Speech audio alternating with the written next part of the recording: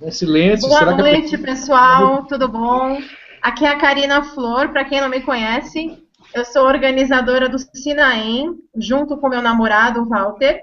O Sinaem é o primeiro simpósio nacional sobre a autoestima da mulher, e ele vai acontecer entre os dias 1 e 7 de setembro. E hoje é o nosso segundo bate-papo ao vivo, segundo hangout do Sinaem. E hoje a gente reuniu mais 4 grandes nomes do nosso evento para conversar sobre autoestima, com foco em traumas de infância e relacionamentos afetivos.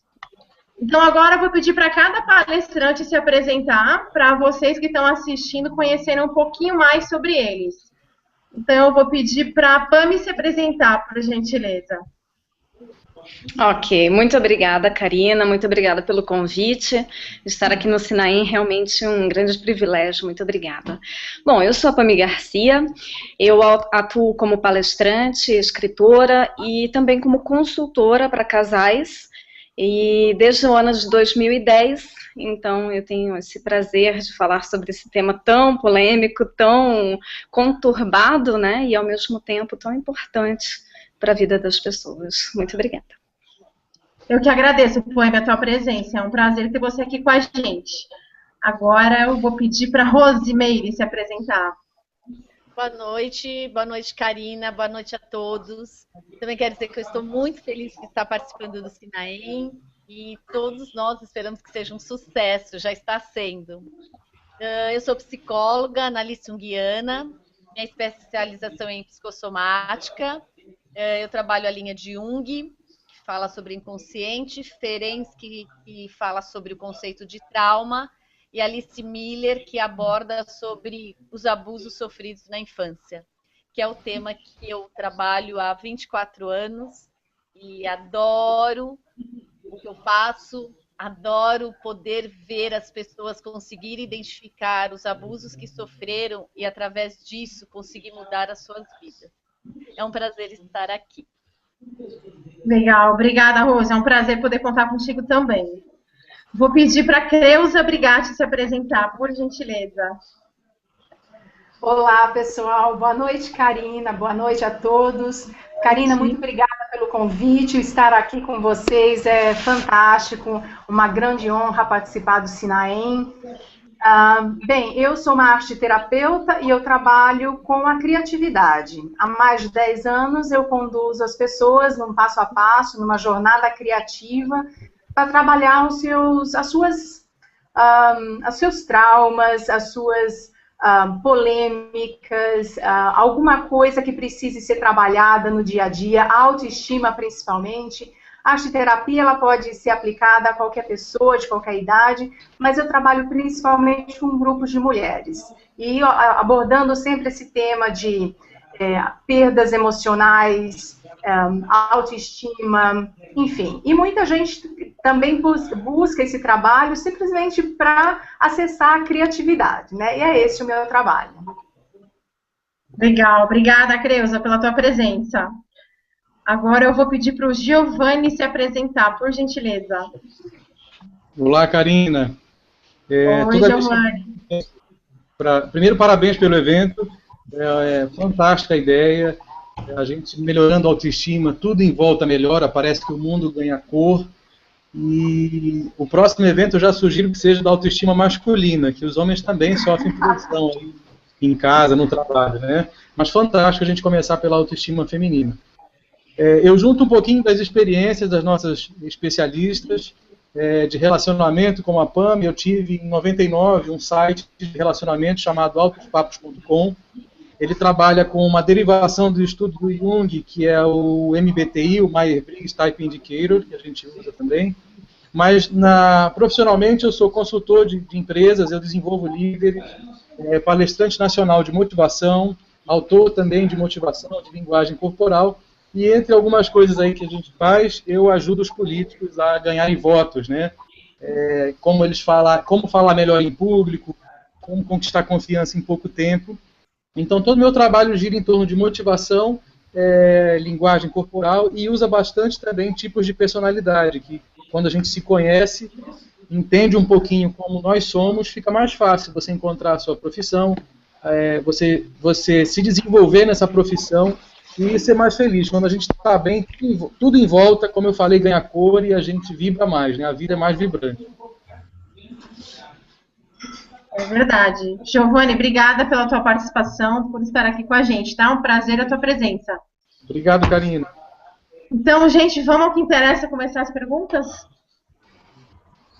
Primeira pergunta para a Rosimeire Zago. Vamos lá. É o depoimento e no final uma pergunta, tá, Rosi? Tá. Não, vou começar. Tive uma infância com pai violento. Desde os 4 anos, meu pai espancava minha mãe na minha frente e depois eu tinha que cuidar dela. Quando eu tinha 6 anos, ela fugiu de casa comigo. E apesar da minha mãe ser uma ótima pessoa e ter comido o pão que o diabo amassou para cuidar de mim, eu me sentia muito sozinha. Minha mãe parece ter muitos traumas, é infeliz e acho que passou para mim essa energia ruim. Sempre me sentia deslocada a vida inteira. Não me permito errar, sofro muito mais do que as outras pessoas em relação a tudo. Meus relacionamentos são horríveis porque sou muito insegura. Sinto como se não existisse ninguém para mim, porque na verdade não sinto vontade de fazer nada, só ficar em casa. Acho que se relacionar dá trabalho, por isso prefiro ficar sozinha. Porém, sinto falta de amor. Será que isso tem cura? Claro que tem, e muita. Assim como essa pessoa que deu esse depoimento, muitas pessoas passam por isso. Então, ela começa dizendo que ela via o pai dela bater na mãe, né? Um pai violento espancava a mãe. É importante que as pessoas saibam que, às vezes, isso, quando existe uma agressão física, é porque nós damos o abuso de abuso físico, como temos o abuso emocional ou psicológico e o abuso sexual. Aqui, no caso, quando ela não disse se ela era espancada ou se ela apanhava, mas é importante as pessoas entenderem que quando uma criança assiste um pai bater na mãe, a sequela é a mesma como se ela estivesse apanhando. Ou seja, ver um pai batendo na sua mãe é como se você estivesse também apanhando. Então, vai ser configurado um abuso físico, ainda que ela nunca tenha apanhado. Pode ser que ela não conta aqui se ela apanhava ou não, mas mesmo que ela nunca tenha apanhado, é considerado já um abuso físico por ela assistir o pai batendo na mãe. Então, já começamos por aí. Aí ela tinha que cuidar da mãe, né? Então, quer dizer, uma super responsabilidade para uma criança tão nova. E ela disse que quando ela tinha 6 anos, a mãe dela fugiu de casa com ela, e apesar de ser boa, mas ela se sentia sozinha, parecia que tinha trauma. Então, imagina uma mãe que com muitos traumas, como é a maioria, porque nós temos informação de alguns anos para cá, antes os pais não tinham, né? E hoje, mesmo com informações, muitos pais acabam causando abusos em seus filhos por falta de informação, então acaba gerando uma mãe insegura. E nossos primeiros anos de vida, principalmente até os 6, 7 anos, é a base da nossa formação, da personalidade, do cérebro e principalmente da autoestima. Então, o que vai determinar quando adultos a nossa autoestima, com certeza serão os primeiros anos de vida, de como nós somos tratados. Se ela via o pai e a mãe, que são referências básicas para nós enquanto criança, bater na mãe, o pai bater na mãe, uma mãe insegura, como que ela pode ter uma autoestima alta quando adulta, sem fazer um trabalho de autoconhecimento através de uma análise, de uma psicoterapia? E aí ela fala que ela não se permite errar, são uma das sequelas. Geralmente as pessoas se tornam muito perfeccionistas, porque ela sempre quer agradar ao outro com a intenção consciente ou inconsciente de ser amada. Então ela quer, muitas vezes, ela quer receber aquilo que ela não recebeu nos primeiros anos de vida. Só que, muitas vezes, o adulto não relaciona que esse problema que ele tem quando adulto, a causa, a origem, é lá nos primeiros anos de vida. Então, isso mostra o quanto é importante realmente olharmos para os nossos primeiros anos de vida, ainda que muitas vezes a pessoa fala, não, eu não lembro. No caso, como eu sigo a teoria de Jung, eu trabalho também com interpretação de sonhos. E muitas vezes a pessoa vem por alguma queixa específica ela não lembra de algum abuso na infância, e os sonhos é como se fossem nos contando sobre alguns abusos que ela sofreu. E como que nós vamos efetivamente, como que nós vamos identificar se é correto ou não, se o sonho que ele está dizendo de fato corresponde? Muitas vezes pelos sintomas. O adulto vem com muitos sintomas físicos ou emocionais, e nós vamos fazendo todo um trabalho de validar o sentimento, que é super importante. A Alice Miller fala muito disso. Então é importante que um profissional valide, que você mesma aprenda a validar, né, aquilo, eu estava louca, eu exagerei, fica justificando. Não, sempre valide o seu sentimento. Então, diante disso, você acaba olhando mais para você e começa a ter noção do seu valor. Então, é muito frequente as pessoas se tornarem muito perfeccionistas, como ela diz, não se permite errar. Ela sofre muito, os relacionamentos são horríveis, sou insegura. Como que ela pode ter uma base de segurança com um pouquinho que ela contou aqui? Então, é possível fazer algo, é possível fazer muita coisa. Claro que esses primeiros anos vão se refletir em todas as áreas, né? No profissional, no afetivo, família, amigo, social. O importante é buscar autoconhecimento, é entender o que eu posso aprender com tudo isso, é entender que você, enquanto criança, você não foi culpada de nada, porque muitas vezes o adulto ainda carrega a culpa da criança. Então, todo o trabalho que eu faço de reencontrar essa criança, ter acesso a essas lembranças, conversar com essa criança, que a gente conversa e a criança conta muitas coisas que ela sente, eu sempre falo, né? A criança muitas vezes ainda está embaixo da cama, atrás da porta, atrás da cortina, num cantinho, escondida, com medo, esperando que um adulto vá lá e faça a diferença. A pegue pela mão, a abrace, a acolha. E é isso que eu sugiro que você faça. Se possível, não sei se você já fez psicoterapia ou faz, se não faz, seria mais indicado você procurar um profissional que trabalhe e considere os abusos de infância, porque tem muitas linhas que não consideram, vão olhar só o atual, né, só o momento presente. É muito importante, sim, buscar o que nós chamamos de dor original. Quando começou? Por que eu me sinto assim? Então, o pouco que você contou, dá para perceber que realmente existe motivo para você ter esses sintomas hoje, você sentir como você sente, comprometendo todas as áreas da sua vida, não querendo se relacionar.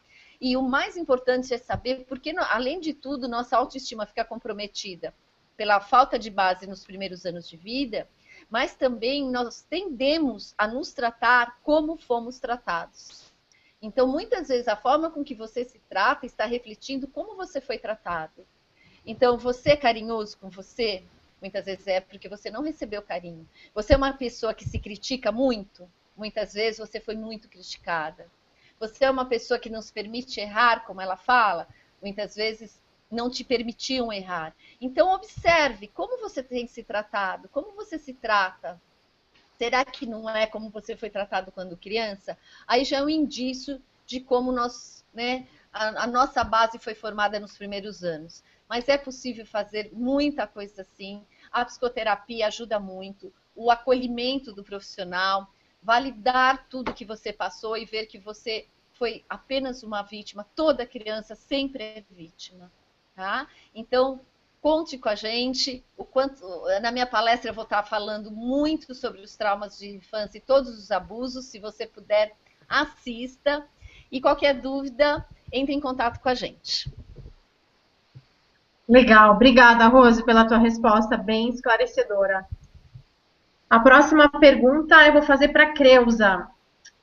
Creuza, a nossa participante pergunta: gostaria de saber como conseguir manter uma boa autoestima se estou cercada de pessoas críticas e negativas?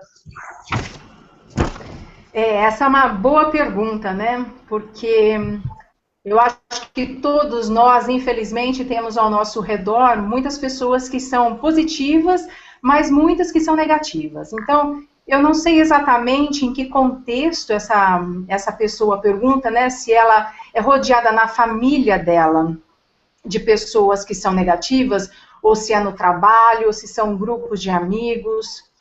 O que eu diria é o seguinte: eu acho que quando nós temos a nossa autoestima num bom lugar, quando ela está em ordem, quando ela está alta, a gente consegue até influenciar o meio em que nós vivemos. Porque a autoestima, ela é nossa, né? Por isso que é autoestima. Então, é como nós nos vemos, como nós sentimos o mundo, como nós gostamos de nós mesmos, o valor que nós damos para nós mesmos. Então, a gente não deveria estar tão dependente das outras pessoas ao nosso redor, não deveriam nos influenciar tanto. Mas eu entendo também que é difícil, por exemplo, você, apesar de ter uma autoestima boa, estar em ordem, é difícil você conviver com pessoas que são negativas, que são críticas, porque elas sugam a nossa energia constantemente, né? E é importante que a gente tenha como eu posso dizer, um diálogo com as outras pessoas, uma forma que a gente tenha a nossa energia reposta também, que a gente possa doar, mas também receber. Por isso que eu disse, eu não sei o contexto que essa pessoa está, né, essas pessoas críticas e negativas, se são parte do núcleo dela próximo, como a família e amigos, mas eu diria, procure se cercar de pessoas que são positivas. Se você tiver a possibilidade, se afaste dessas pessoas que são negativas, o máximo que você puder. Às vezes é dentro da nossa própria família, e aí fica um pouco mais difícil, porque nós estamos inseridos nesse contexto e não tem como você cortar os vínculos familiares. Alguns sim, mas os mais próximos não, né? Eu me lembro uma vez, fazendo um tratamento homeopático, e eu tinha uma queixa parecida, e era dentro da minha própria família. Então, a energia era muito diferente, uma energia negativa e que estava me oprimindo, né? E esse médico, ele me aconselhou o seguinte, ele falou, olha, os relacionamentos, eles são, principalmente os familiares, que são, eles são impostos nas nossas vidas, né? Nós nascemos dentro da família, nós não escolhemos, mas fazemos o melhor para ter o melhor relacionamento possível.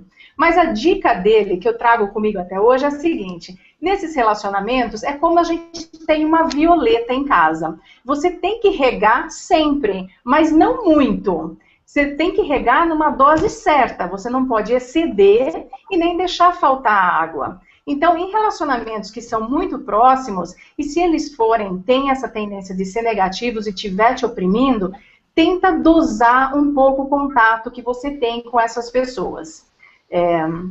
Se for um ambiente de trabalho, é como eu disse, sempre tem as pessoas negativas, mas tem as pessoas positivas também. Então procure se associar, procure fazer amizade, se cercar de pessoas que sejam mais positivas, para que você possa ter uma reciclagem da sua energia, que você vai doar, mas vai receber também, e dessa forma armazenar mais energia positiva e manter a sua autoestima, porque apesar de ser nossa, eu entendo perfeitamente, é importante que a gente tenha esse contato com as outras pessoas que vibram na mesma sintonia que nós, e isso ajuda muito a manter a nossa autoestima em ordem.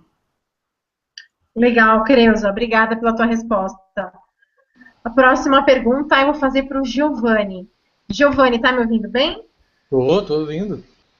Por que nós, mulheres, apesar de fortes no trabalho, lidando com diversos egos, ainda nos deixamos ser comandadas em casa?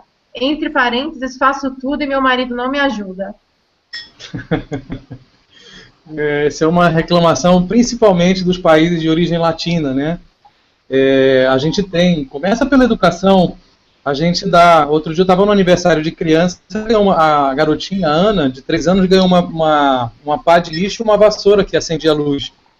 E eu Sério? É um brinquedinho maravilhoso, mas eu perguntei pro convidado se ele daria aquele presente se fosse um menino, ele disse que não. Então começa pela nossa educação, e tem um papel aí fundamental, né? Hoje você já vê em países europeus, nos Estados Unidos, comum dividir as tarefas em casa. E aí esse papel, o que acontece? Como para nós homens é mais cômodo isso, não vai vir da gente a mudança, né? começa com a mulher mesmo tomando a iniciativa, chame o marido, olha, me ajuda um pouco em casa. Eu estou falando isso, aí minha mãe e meus pais estão próximos aqui, e estão me olhando de rabo de olho aqui também, porque às vezes eu deixo de lavar a louça em casa, né? Sim. Mas é assim, começa com a mulher pedindo ajuda. Eu até no vídeo que a gente enviou para o evento, eu ensino como as mulheres ensinarem os maridos a lavarem a louça, a varrer a casa. E começa com o que a psicologia chama do efeito Pigmalião, né? Aquilo que a gente espera das pessoas, elas acabam correspondendo. Se eu espero que a pessoa, assim como a mãe espera o melhor do filho, quanto mais ela espera isso, mais lhe corresponde, né? Então é assim, a sugestão é, eu já ensinando isso em várias palestras, uma vez, uma moça do hospital, ela me abraçou no final da palestra, né, que era um treinamento assim, de 2 meses, então toda semana eu encontrava eles, né? Ela me abraçou e disse, poxa, Giovanni, você me devolveu o meu marido de volta. Eu falei, mas como é que eu fiz isso? Eu comecei a ensiná-lo em casa, aquilo que você me ensinou aqui na palestra, e hoje eu fiquei surpreso. Eu cheguei em casa, o meu marido tinha lavado a louça, ele tinha varrido a casa e tinha colocado a roupa na máquina de lavar para lavar. Ele só não soube ligar a máquina, né? Então o meu marido nunca lavou um pires, e deu certo, né? Em poucas semanas aí eu tive um marido novo. Aí eu queria ensinar aí para os nossos ouvintes, aí, os nossos participantes do debate, como é que faz isso, né? Primeiro eu começo a colocar aquela pulga atrás da orelha, né? Eu sugiro que as esposas coloquem a pulga atrás da orelha. O que é? Você começa a elogiar o marido antes dele fazer qualquer coisa. Então, por exemplo, você está num evento familiar, aí pergunto, mas o seu marido, o Walter, a Karina, por exemplo, o Walter ajuda em casa? Aí, por mais que o Walter, né, não coloque nem a toalha dele no cabide, mas você diz, não, o Walter, sempre que ele pode, ele me ajuda. Se você falar isso sem ironia, você vai colocar uma pulguinha atrás da orelha do Walter aí, né? Opa, eu acho que eu vou ter que, né? Eu nem ajudo em casa e ela está falando que eu ajudo, né? Vamos continuar e vamos ver como é que vão ser os próximos dias. E aí vai que um dia ele lava um pires, né? Terminou o café dele, ele lavou o pires e deixou a xícara suja. Aí esse pires que ele lavou, você já elogia. Ô Walter, pô, obrigado por você ter me ajudado. Você já diminuiu a louça para eu lavar. Aquele pequeno elogio, a cada pequeno progresso, faz com que o cérebro do Walter produza lá uma substância chamada endorfinas, por exemplo, e ele vai sentir uma sensação de prazer. Quando você elogia, o cérebro produz essas substâncias e você sente prazer. Aí ele vai ficar com aquele negócio, poxa, quando eu lavo, quando eu faço um mínimo esforço, eu recebo algo de bom.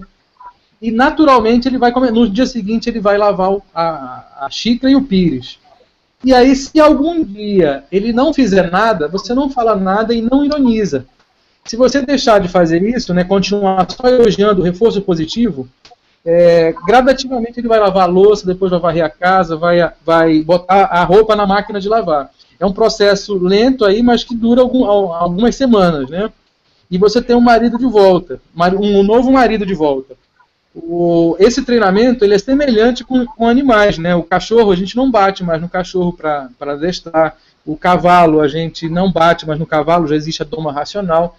Não é que a gente precisa adestrar os homens, né? Os homens, nós precisamos, em volta, nós não precisamos ser adestrados. Mas o reforço positivo na educação, o reforço positivo no relacionamento, ele ensina muito mais. A gente tem testes, por exemplo, de pesquisa, que você pega um time e pede, por exemplo, você chama um grupo de pessoas, 20 pessoas, divide 2 grupos. Esses grupos nunca jogaram boliche, por exemplo. Aí eu divido 10 pessoas para um lado, 10 para o outro. E eu coloco lá um técnico de boliche para cada um, e o técnico A, por exemplo, eu oriento que ele só critique as jogadas. Poxa, por que você foi tão ruim, passou tão longe a bola, não derrubou nenhum pino? E o outro, o técnico B, eu peço para que ele reforce só o lado positivo. Durante alguns minutos, o desempenho da equipe B, que é reforçada positivamente, melhora 50%. Então você consegue ter um resultado muito melhor com reforço positivo. A única exceção é quando a pessoa tem uma autoestima muito elevada ela se acha, ela levanta, anda com o nariz empinado e tudo, aí você precisa baixar a bola dela de vez em quando. É aquele exagero, né, que a Creuza estava falando, né? Então, quando a pessoa já tem autoestima muito elevada, você precisa desafiar o contrário, que é para ela baixar um pouco a bola. Mas, no geral, sempre o reforço positivo faz com que as pessoas cresçam e progridam, né? Melhorem naquilo que a gente está elogiando. Começa em elogiar uma qualidade que eu desejaria que a pessoa tivesse, e aí eu vou reforçando cada pequeno progresso, até a pessoa realmente virar um hábito e passar a fazer o trabalho em casa naturalmente, né?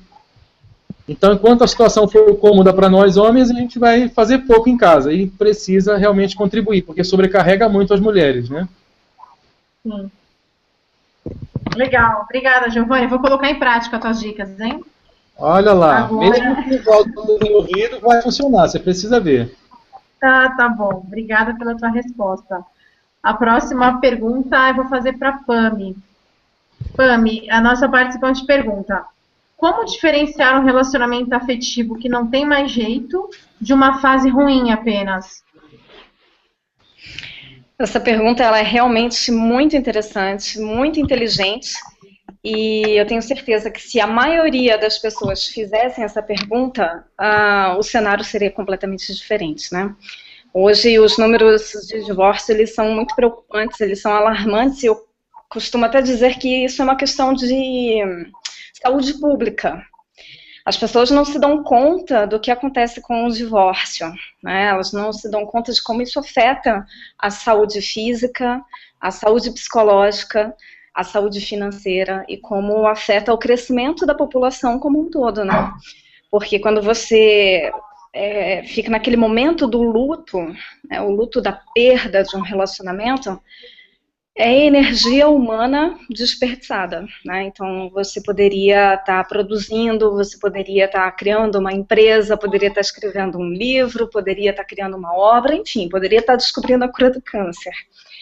Mas o ponto é que essa pergunta, ela já é um passo que a pessoa está dando para a cura do relacionamento, porque ela já considera a possibilidade de que é só uma má fase e que pode passar. E aí, na prática, né, como fazer, então, para eu saber se trata-se de um momento ruim e se eu fizer alguma coisa, se eu buscar um auxílio profissional, ou se eu for em busca de um curso, ou se eu fizer a leitura de um bom livro, eu posso me sair bem dessa. A primeira coisa é a pessoa ser bastante sincera com ela e observar se o relacionamento ele é patológico. Porque quando se trata de um relacionamento baseado em violência, um relacionamento onde, como aconteceu com o caso, né, a nossa primeira pergunta, a moça presenciava agressões físicas do pai com relação à mãe. Então, se não se trata de um relacionamento nesse feitio de violência física ou violência moral, violência emocional, a pessoa já tem um ponto a favor do relacionamento, tá? Então, é assim, sentar mesmo com papel e caneta em mãos, reservar aí um tempo, 10, 15 minutos, você sozinho lá. Primeiro você faz uma respiração, relaxa, esfria um pouco a cabeça. Se for o caso, coloca até... É metódico, é sistemático, é talvez chato fazer isso, parece até assim, fora da realidade, mas isso resolve muito a vida da pessoa. Coloca uma musiquinha de piano, uma música clássica, papel e caneta em mãos e coloca lá. Tem violência? É um relacionamento patológico? Se não é, aí você começa a perguntar quais são os pontos positivos do meu companheiro? Quais são os pontos que me fez me apaixonar, me fez estar com ele, querer casar com ele? E ele ainda possui isso, só que eu esqueci, né? Muitas vezes a gente fica tão focado naquilo que é negativo, que acabamos ficando até cegos para aquilo que é positivo na outra pessoa e no relacionamento. Então, quando você coloca isso, aí você vê, poxa, olha só, é uma má fase, nós estamos passando por uma situação difícil, talvez por questões de uma traição, talvez por uma questão, enfim, são inúmeras, né, as questões que levam a crises no relacionamento. Mas existe esse ponto. Então, por esse ponto, vale a pena eu lutar pelo relacionamento, tá? Então, o que eu recomendo é essa técnica. Legal, obrigada, Pami, pela tua resposta. De nada. Pami, eu posso acrescentar um pouquinho na sua ideia? Claro. Eu ensino a fazer um anúncio, né? Porque, assim, quando a gente convive no dia a dia, realmente a gente tem a tendência de achar mais defeitos do que qualidades nas pessoas próximas. Uhum. Tem origem na pré-história, porque era uma época de muita necessidade, faltava muito alimento, você comia hoje, sabia-se lá quando ia ter um alimento de novo. Uhum. Mas, quando você encontrava um homem das cavernas, uma mulher das cavernas aí, numa situação pior, você se sentia melhor, tinha mais energia para sobreviver uma semana, 2 sem comer. E aí a gente passou a olhar para as pessoas procurando defeito, para que a gente se sinta melhor na comparação. E aí, trazendo para o nosso dia a dia isso, acaba deteriorando os relacionamentos, né? A gente começa aquilo que unia o casal, que achava tão bonitinho, né? Aquele defeitinho lá, passou a ser alguma coisa pesada depois, né? A gente olha muito pro lado crítico.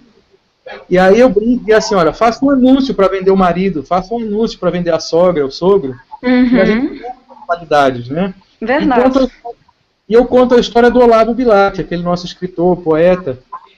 Uma vez um amigo chegou com ele lá no Rio e pediu para que ele criasse um anúncio, né? Olavo, você cria um anúncio aí de classificados para vender aquele sítio que você já conhece, que foi lá. Aí ele disse, não, pode deixar, eu crio, né? E ele escreveu lá um texto poético muito lindo. Ele dizia, olha, vende-se um terreno maravilhoso, onde quando começa o dia, o sol faz aquele mosaico de cores sobre o riacho, o som do riacho nas pedras é uma sinfonia, e assim foi descrevendo o terreno, né? O sítio. Aí depois, um mês depois, ele encontra com esse amigo que pediu para que ele criasse um anúncio, né? E ele perguntou, e aí, aquele anúncio que eu criei funcionou? Você vendeu o terreno? Ele disse, Olavo, o dia que eu peguei aquele seu anúncio, eu desisti de vender o terreno na mesma hora, né? Porque eu nunca tinha reparado que ele era tão bonito. Então, às vezes, a gente tem ao lado uma pessoa fantástica que, ao longo do tempo, ao longo da correria, do dia a dia, né? A gente acabou esquecendo de valorizar as qualidades. E aí a gente só lembra de ver o defeito, né? Que é aquele nosso chip da pré-história. É verdade. Obrigadão, Pami. Desculpe aí. Completando. Não, imagina. A sua colaboração é muito pertinente e me faz também pensar que na época da pré-história nós tínhamos, não que hoje tenha mudado muita coisa, né, mas havia muitas situações que competiam com a nossa vida, né, então a qualquer hora um animal poderia entrar por nossas cavernas e aquilo seria a risco da nossa vida. Então, por conta disso, até hoje, a gente liga a televisão e os anúncios, as notícias são sempre as coisas ruins, porque nós precisamos ficar muito alerta com as coisas que são ruins, porque se você deixa alguma coisa desse tipo passar, a sua vida é que está em risco, né? E aí a gente leva isso para os relacionamentos, com certeza. Pami, só um exemplo do que você está falando. Hoje, você pode perguntar e olhar para a gente também, os casais, geralmente, o marido dorme do lado da cama que fica próximo da porta. Uhum. Por quê? Na pré-história, o homem, o chefe da família, dormia na porta da caverna para proteger a família. A gente não mora mais em caverna, mas associa o quarto. E aí o lado da cama disputado aí próximo da porta, geralmente é o do homem. A não ser que tenha alguma coisa fora do normal, é uma janela para ele ler. É alguma coisa que na negociação lá do casal ele ficou com o outro lado, mas no geral o homem fica do lado da porta, o lado da cama mais próximo da porta, né? Verdade. Ok. Essa da porta eu não sabia, nossa, bem interessante. O Walter dorme do lado da cama mais próximo da porta? Sim, engraçado, e a gente não se dá conta disso, né, que tem a ver. Os homens geralmente não conseguem dormir do outro lado, é sempre do lado da porta, e a mulher na parede, né, normalmente. É proteção, não? É verdade. Karina, Rose, você ia falar alguma coisa? Pode falar. Pami, deixa eu só complementar o que você falou sobre a técnica, que eu também uso muito, né, sobre escrever. Eu sempre oriento as pessoas que eu atendo para escrever, fazer cartas, né, que é uma técnica que tem um efeito bárbaro. E agora há pouco tempo eu li um livro, O Código da Inteligência, que é bárbaro, e o autor, ele explica agora com a ressonância, né, com a neurociência, que o fato da gente escrever à mão, não no computador, né, que as pessoas estão perdendo o hábito de escrever, como a Pami orientou, o fato de escrevermos com a mão, seja o que for, né, uma carta, ou você querer lembrar para uma prova, ou fazer isso, você vai analisar um relacionamento, ele ativa o córtex pré-frontal, onde retém a informação. E é muito diferente quando você só fala e não escreve. Então, ele dá essa orientação. E veio, eu acabei entendendo muito melhor, porque eu dava essa orientação, mas eu não sabia muito bem a base científica dela, né? E ele explica muito bem no livro a importância de escrevermos sobre, principalmente, dos nossos sentimentos, que é o que a gente mais trabalha, porque aí você vai reter e vai ter um entendimento muito maior, porque vai ativar uma parte do cérebro que corresponde a isso. Então, só para complementar, né, e dizer algo que eu aprendi recentemente, agora com a neurociências, muitas informações acabam, né, nos complementando e confirmando aquilo que a gente fazia instintivamente. Rose, só mais um complemento ainda que você falou, muito interessante. A neurociência também explica o seguinte: nós temos de 40 a 60 mil pensamentos por dia. Então a gente não para, né? Vai dar certo, não vai, isso, aquilo. E aí quando você para aquele segundo para escrever no papel, é como se você pegasse uma sacola cheia de quebra-cabeças. E aí você fosse escrevendo, quando você escreve, você vai tirando aqueles pedacinhos do quebra-cabeça e vai montando. A gente passa a raciocinar melhor quando tira esses pensamentos, essas ideias e coloca no papel. E aí depois, além de gravar, você organiza as ideias. É fantástica a técnica. Você tem que escrever mesmo. Okay. É que as pessoas têm um pouco de preguiça, né? É trabalhoso, como a Pami falou, é muito trabalhoso. Mas o resultado final é bárbaro. Realmente, o objetivo maior é a organização da psique. E as pessoas não têm essa noção. O quanto ajuda, principalmente na dica que ela deu, de escrever os pontos positivos e negativos, que é realmente, com frequência, a gente dá essa orientação. Está pensando em separar ou alguma coisa não está bem, coloca no papel. Né? Começa a analisar os pontos positivos, negativos. Às vezes você se surpreende, porque às vezes na cabeça você está sempre batendo num ponto e às vezes no papel você vai colocar 10 ou o contrário. Você vê tanta coisa mentalmente, quando você põe no papel não tem quase. É surpreendente esse exercício, é muito bom mesmo.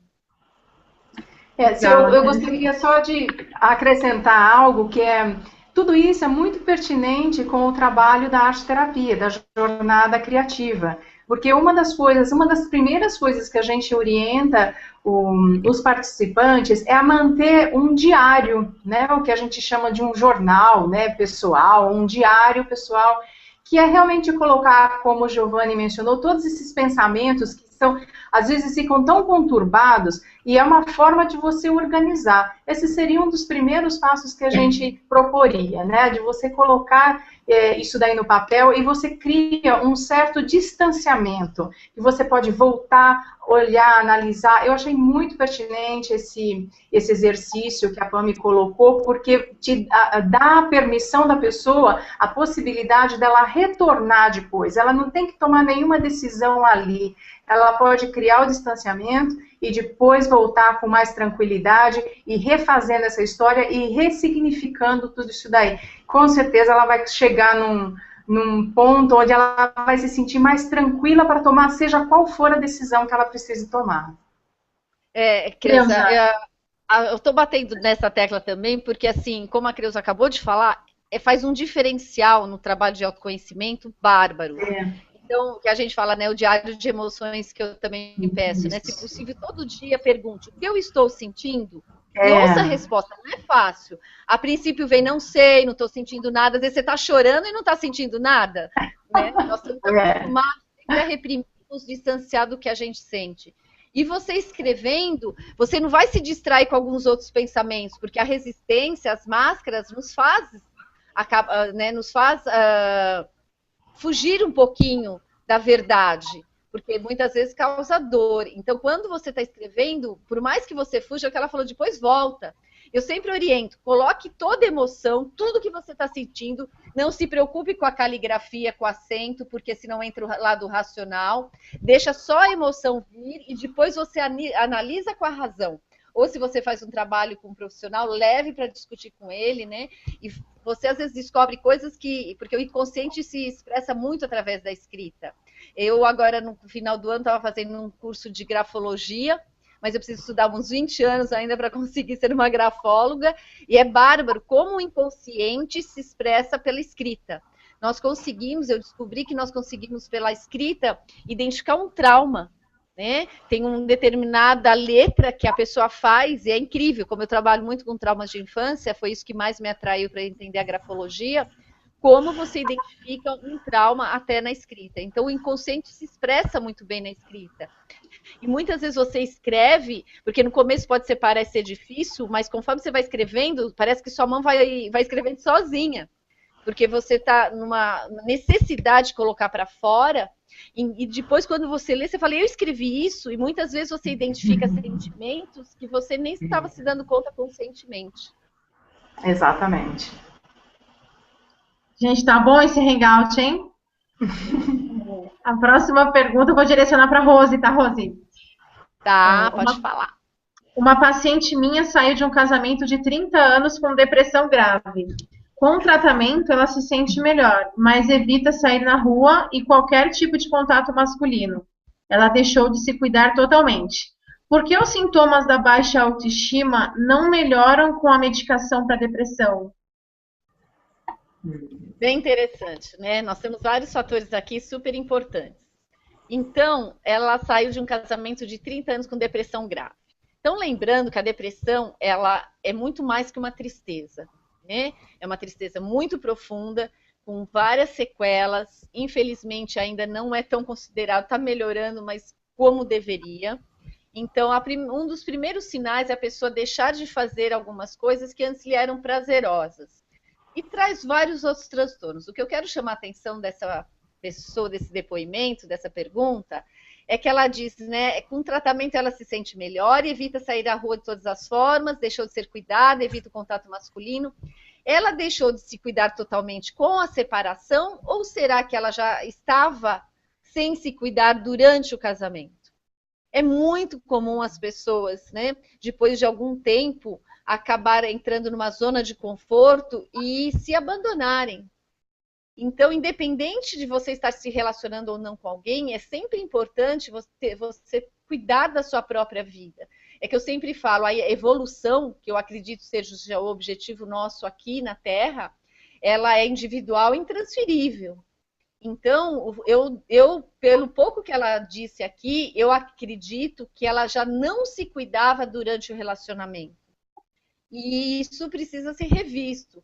Então, a depressão pode ser que ela não disse, ela saiu de um casamento com depressão. Então, ela já devia estar com alguns traços para ela estar com uma depressão grave, né? Porque nós temos vários níveis, estágios da depressão. Então, provavelmente, ela já estava em depressão durante o casamento. Provavelmente, ela já havia se abandonado durante o casamento. E aí, é claro, como forma de defesa, ela evita o contato com outros homens, porque está registrado que eu vou ser abandonada, ela não fala se ela quis a separação também ou não, né? E geralmente, quando você está num relacionamento afetivo, ou principalmente num término, muitas pastas do nosso inconsciente, que eu falo, nosso inconsciente tem vários arquivos. Então, por exemplo, se essa pessoa que saiu desse casamento, ela já tem um histórico de vida, muitos abandonos, quando ela termina um relacionamento, essa pastinha vai abrir com toda a emoção que está lá dentro. Ou seja, ela vai sentir uma emoção, principalmente desde a dor original. Por isso, né, é importante identificar nossas dores originais, como foram os nossos primeiros anos de vida, para que nós não recriamos e não voltemos a sentir sempre as mesmas dores, só que somadas. E imagine, né, 30 anos de casamento, mais 10, 20 lá com a família, eu não sei como foi o histórico de vida dela, e aí ela deixa de se cuidar totalmente. Então, porque os sintomas, outra coisa bem importante que ela fala, porque os sintomas da baixa estima não melhoram com a medicação da depressão? Vamos pensar, né? O que é autoestima? Como a Creuza falou agora há pouco, é o valor que eu dou à minha pessoa. Ou seja, é a soma da autoconfiança com autorrespeito. A autoestima, ela começa a se formar nos primeiros anos de vida. Como uma medicação vai alterar o valor que você pode dar a si mesmo? Não tem como, né? Claro, a medicação melhora? Melhora. Mas é preciso também uma psicoterapia aliada à medicação. Só a medicação não vai tirar ninguém da depressão. Eu não conheço nenhum caso que consiga. Por quê? É preciso autoconhecimento. Como Jung diz, né, a depressão é um convite à reflexão. Então, ou como qualquer outro sintoma físico, todo sintoma e qualquer doença que nós tenhamos é uma mensagem do inconsciente, que eu entendo é sua alma gritando aquilo que você está se negando a ouvir.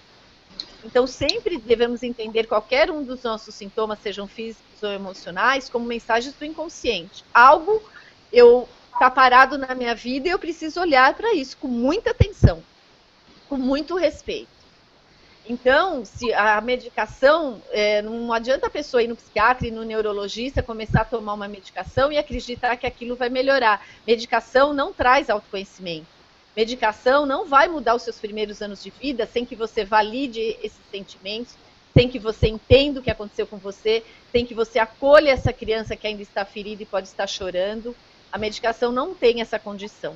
Então, na verdade, as pessoas terceirizam o trabalho que muitas vezes ela tem que fazer pelo remédio. Eu tomo um remédio e eu vou melhorar. Não é assim que funciona. E que bom, porque está nas suas mãos. É que eu sempre falo, como o inconsciente, ele desenvolve uma doença para que você possa aprender algo ou perceber que algo não está indo bem, ele também tem todo o poder de cura em qualquer sintoma ou doença. Eu vejo isso no consultório claramente. As pessoas que chegam, muitas vezes que as pessoas me procuram, como eu tenho especialização em psicossomática, ou me procuram, chegam com muitos sintomas ou na prevenção deles. E muitas vezes tem gente que vem com 10, 15, 20 sintomas físicos, que geralmente, simbolicamente, eles querem dizer a mesma coisa. Quando ela começa a entender essas mensagens, ela parece um milagre. As dores somem, os sintomas somem, assim, muito rapidamente, em pouquíssimo tempo. Claro, desde que a pessoa esteja comprometida com o processo. Então, esperar que a medicação resolva uma autoestima baixa, ou qualquer outro sintoma emocional, não vai resolver. Então, procure uma psicoterapia, um profissional que possa te auxiliar a entender o motivo pelo qual essa depressão foi instalada, e principalmente quando diz ela se abandonou totalmente. Eu sempre digo, todo mundo pode nos abandonar, mas o pior abandono é quando nós nos abandonamos. Então, e as pessoas muitas vezes fazem isso, né? Elas entram num relacionamento, a Pam pode falar melhor do que eu, e elas muitas vezes se abandonam. E isso, claro que vai trazer consequências a médio e longo prazo, pode não trazer a curto, mas a médio e longo prazo vai trazer consequências sim, e é sempre importante a pessoa cuidar de si, olhar para suas necessidades emocionais, que as pessoas sempre buscam que o outro supra. Ninguém salva ninguém, por mais que às vezes a gente tenha a ilusão que o outro vai nos salvar. Você pode sim, tá? Toda a cura, toda a recuperação está nas mãos de cada um. Isso é muito bom, né? Porque a gente não dá, esse poder não está na mão de ninguém. Só que geralmente a gente busca esse poder no outro, porque a gente não olha para si, não consegue, não tem autoestima, não tem noção do nosso valor, do nosso potencial enquanto ser humano. E todos nós temos esse potencial. Eu tenho, você tem, todos nós temos. Então, procure se cuidar, procure fazer coisas por você, valorize, celebre muito tudo que conquistar. Eu sempre falo, o inconsciente, ele não trabalha com grandiosidade, ele não distingue mais, menos, pior, melhor, certo, errado. Ele considera o sentimento. Então não tem, mas eu só fiz aquilo. Um exemplo que eu dou muito comum, a pessoa quer eliminar alguns quilos. Ela quer eliminar 7 quilos e ela eliminou 5. Aí ela só olha para os 2 que faltam. ela não olha para o que ela conseguiu. Então o inconsciente fala assim, você não está considerando nenhum esforço, então agora eu te deixo sozinho. Então é sempre importante, tudo que conquistar, não importa o tamanho do degrau, o importante é que você subiu um degrau, não faz mal se ele tem 1 centímetro ou 10 metros. O importante é você reconhecer, celebrar e agradecer. Sempre a gratidão. Mas ela está com depressão, ela vai agradecer? Sim, a partir do momento que ela conseguir entender o que essa depressão quer dizer, o que esse casamento significou para ela, por que ela se abandonou tanto, com certeza, através dessas respostas, ela vai sair da situação que ela se encontra. Com certeza. E é se cuidar todos os dias, como ela falou também da plantinha, né, da flor, você regar todo dia a sua flor, você é a flor. Né? Então é importantíssimo se cuidar, vai tomar banho, tome com carinho, vai passar um creme no corpo, se passe com delicadeza, com carinho, e cuidar todos os dias, porque você é a pessoa mais valiosa que existe, pode ter certeza. Nossa, excelente, Rose. Tua resposta foi super esclarecedora. A base, segundo você, é o autoconhecimento, então, né? A base de tudo. Com certeza, o autoconhecimento. Legal. A próxima pergunta eu vou direcionar para a Creuza. Creuza, dizem que o pensamento positivo nos ajuda a lidar melhor com as adversidades, mas às vezes não é isso que parece. Pensamento positivo é balela? Boa pergunta, né? Olha, recentemente eu fiz uma pesquisa bastante interessante sobre resiliência. E uma das coisas que a gente percebe nas pesquisas é que mostra que o resiliente, o que eles esperavam encontrar nas pesquisas, é que o resiliente, a pessoa que consegue transformar obstáculos em oportunidades de crescimento, eles esperavam que os resilientes fossem pessoas otimistas, que tivessem sempre pensamentos positivos. E o que eles encontraram foi que, na verdade, os resilientes, eles são pessoas realistas. Ou seja, diante de uma situação, é importante que a gente saiba olhar o que está acontecendo, ter bastante consciência do que está acontecendo e se perguntar o que é que eu posso fazer aqui. Por que eu digo isso? Porque você tem um pensamento positivo. Vamos colocar uma situação, né, dentro de um contexto, para a gente entender melhor. Você perdeu o emprego, precisa sustentar a família e precisa encontrar uma solução. Você ficar simplesmente alimentando, não, essa situação vai melhorar, vai passar, eu vou melhorar, eu vou conseguir um emprego. Mas se você não toma uma atitude, o pensamento positivo não vai fazer nada. Você tem que ter a atitude, você tem que ter a força de vontade, você tem que encontrar essa força e ir atrás do que você precisa fazer. Então, o que eles dizem dos resilientes é ser realista. O que é que eu preciso fazer para melhorar essa situação agora? E você estando numa situação que não seja tão boa, você olhar para a situação e perguntar o que é que eu posso aprender dessa situação. Porque toda situação, ela traz para a gente uma oportunidade de aprendizado, de crescimento. O pensamento positivo, ele ajuda sim. A partir do momento que você toma a ação para resolver a situação, você está tomando responsabilidade da situação. E aí, sim, o pensamento positivo, a confiança de que você vai conseguir fazer aquilo, aí entra a autoestima, né? Você não se sabotar e ficar, você tá tomando uma ação, mas depois você fica se dando pancada falando, isso não vai adiantar nada, isso não vai resolver. Você tem que colocar esses pensamentos, de alguma forma, transformá-los, para que você possa acreditar nas suas ações que você está tomando para resolver a situação. Então, sob a minha perspectiva, o pensamento positivo, ele não é balela, ele ajuda muito e ele transforma as situações, mas ele tem que estar acompanhado das suas ações. Eu não acredito que você simplesmente colocar na parede, por exemplo, você quer perder peso, e você ficar pensando, não, eu estou perdendo peso, mas você não cuidar da sua alimentação. não fazer um exercício físico que possa ajudar o seu corpo a responder melhor a esse seu objetivo de perder peso, o pensamento positivo não tem esse poder de transformar, de fazer um milagre. Então, eu acredito sim na força do pensamento positivo, sempre acompanhado da sua ação responsável para transformar uma realidade que você quer transformar. Não sei se os outros participantes querem agregar alguma coisa, mas... Eu gostaria. Pode falar. Opa, desculpa, eu tive um pouquinho fora do ar aí e voltei. Eu vou começar pelo pensamento positivo e depois a gente volta para a gratidão, que é fantástico, né? O pensamento positivo tem estudos bem recentes, é essa contribuição que eu vou acrescentar. Ele realmente ajuda, mas não é a coisa que mais ajuda. Então, por exemplo, eu sempre ensino em palestra que a gente deve, surgir o primeiro pensamento negativo, você reforçar o positivo. Eu vou conseguir, eu posso, eu sou capaz. E esse é o bordão de todo livro de autoajuda, praticamente.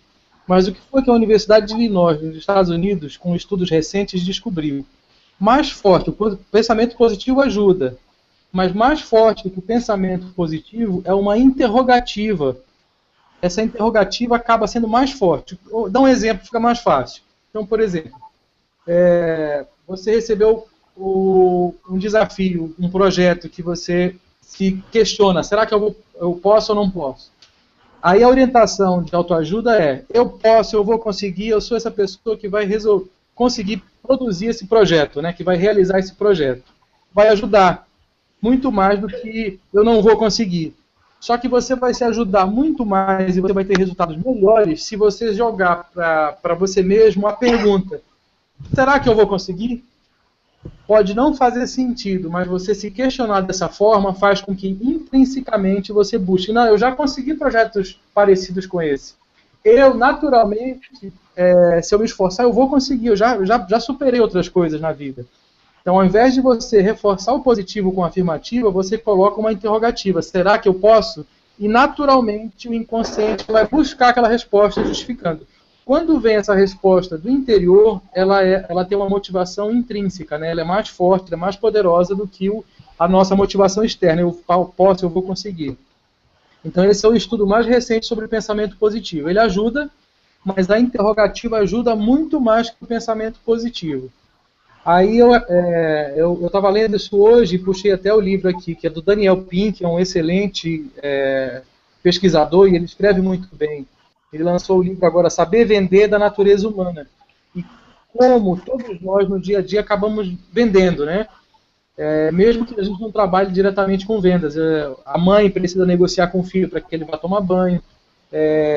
Você negocia com o marido como é que vai ser o final de semana. No dia a dia a gente passa a maior parte do tempo negociando, influenciando as pessoas para que comprem a nossa ideia. E, de certa forma, isso é uma venda, né? Aí, voltando à gratidão, que eu queria complementar, quando caiu a minha internet aqui, eu ensino um exercício em palestra que é fantástico, é um trabalho da maior pesquisadora nossa sobre felicidade, é a Sonja Lyubomirsky, é um sobrenome russo, é meio complicado de falar, mas a Sonja é uma autoridade sobre felicidade. Da década de 90 para cá, com os equipamentos de ressonância magnética, a gente aprendeu tanto sobre o cérebro, que 95% de todo o conhecimento sobre o nosso cérebro a gente aprendeu de 20 anos para cá. Então é fantástico como ele funciona. Então a psicologia, que na época, em 90, se questionava, a maioria dos estudos eram sobre patologias, eram 2.000 estudos sobre patologias, sobre alguma síndrome, sobre algum problema, e 2, 3 estudos sobre alguma coisa positiva, sobre motivação, sobre felicidade. E a partir de 90 os estudos inverteram, então hoje se estuda muito mais por que a pessoa é motivada, por que a pessoa está feliz, como é que ela se sente bem. E aí esse estudo todo, ele comprova algumas coisas que a gente sabia, algumas coisas que as religiões ensinam. Por exemplo, gratidão é uma coisa fantástica, você abre as portas para a felicidade, você atrai coisas boas, e eu faço isso com um exercício que ela usou na pesquisa. Você pega uma folha de papel em branco, né, como exercício de escrita, e você começa a listar. Eu sou muito grato, é muito bom acreditar num Criador, né? Eu sou muito grato a Deus por... E começa a escrever. Eu sou muito grato a Deus pela minha família, pelos meus problemas, pela minha vida, por aquelas pessoas que querem puxar meu tapete, e assim você vai agradecendo tudo de bom e de ruim que acontece, que na verdade é a gente que julga que é ruim, né? Às vezes aquela atitude que aconteceu, aquilo que aconteceu, a gente acha que é ruim, mas na verdade ensina muito mais pra gente. A felicidade, segundo a ciência, 50% depende do nosso... Oi? Oi? Saí do ar de novo. Não, a gente está te ouvindo. Opa, perdão, aqui sumiu a imagem aqui. Então, 50% da nossa felicidade, segundo a ciência, depende da nossa genética. Aí, como não dá para escolher os nossos pais, 50% dela já vem com a gente. 40% da nossa felicidade depende da forma que eu vou reagir ao que acontece. A resiliência, por exemplo. Aconteceu um problema na minha vida, uma separação, por exemplo. Aí a forma que você vai reagir a essa separação, você se lamentar, poxa, desperdicei a minha vida inteira ao lado dessa pessoa, ou o inverso, eu tenho um novo recomeço, agora eu posso fazer de novo, posso fazer melhor, procurar um relacionamento agora com mais experiência e ser mais feliz. A forma como você reage ao que acontece na vida responde por 40% da felicidade. E 10% só é o que acontece no nosso dia a dia. Então, por mais que você não tenha geneticamente os pais que eram pessoas assim, positivas, a maneira que você reage hoje ao que acontece é que faz a diferença, né? Então, esse exercício, voltando a ele, de gratidão, eu já consegui tirar, por exemplo, amigas de profunda depressão sem medicamento. A Sonja faz esse exercício de gratidão e começa a fazer exames clínicos, né, com os participantes do experimento. Ela percebeu que por 30 dias o sistema imunológico das pessoas fica melhor, elas adoecem menos, elas reagem melhor, quando se estiverem tomando medicamento, elas reagem melhor a esse medicamento. Então, para você ver como agradecer faz um bem tremendo para a gente. Outra coisa, eu estava falando sobre remédio, né, eu estou puxando aqui alguns assuntos que eu perdi quando tinha saído da internet. Então, o remédio, a Rose estava falando de terapia sem uso de medicamento, né? E o próprio medicamento, 50% do efeito dele, segundo o Dan Ariely, que é outro pesquisador sobre comportamento, 50% do efeito do remédio é o que a gente espera que ele tenha, né? Então, o efeito placebo realmente funciona. Se você... tem vários e vários experimentos. No hospital, por exemplo, se você vai dar uma dosagem de morfina para um paciente e você não diz que você está aplicando morfina, você precisa aplicar 20%, 30% mais morfina, porque senão ele não vai perceber que diminuiu a dor. Quando você ouve falar que o medicamento é bom, que é poderoso, que é caro, o valor também a gente ajuda a achar que o remédio vai funcionar mais, ele já tem 50% do efeito. Se você tomar uma pílula de açúcar, ele já vai fazer efeito, você achando que vai fazer, né? Então o efeito placebo realmente funciona. O medicamento é uma muleta. Se você conseguir resolver, tudo começa na cabeça, né? A gente for ver as nossas doenças, os nossos problemas, eles começam com emoções absorvidas, começam com as nossas energias aí mal canalizadas, e aí ao longo do tempo a gente se maltratando acaba desenvolvendo as doenças, né? E a cura deles também é pela cabeça, né? Todo mundo deveria fazer terapia, né? Deveria fazer massoterapia, aí a gente se entenderia melhor. E cuidar do amor também. Perdão, eu estava acrescentando um pouquinho sobre o que eu estava ouvindo, né? Karina. Obrigada, Giovanni. Por nada. Fala.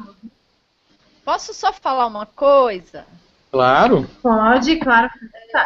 Vocês estavam falando do pensamento positivo, eu só quero acrescentar. O inconsciente, ele trabalha basicamente com imagens. Por quê? Né? A gente fala tanto do pensamento positivo, de pensar positivo. Quando você acorda de um sonho, você teve um sonho e você acorda, o que você lembra com mais frequência? As imagens ou as palavras? O que você lembra, Karina? Imagens. Imagens.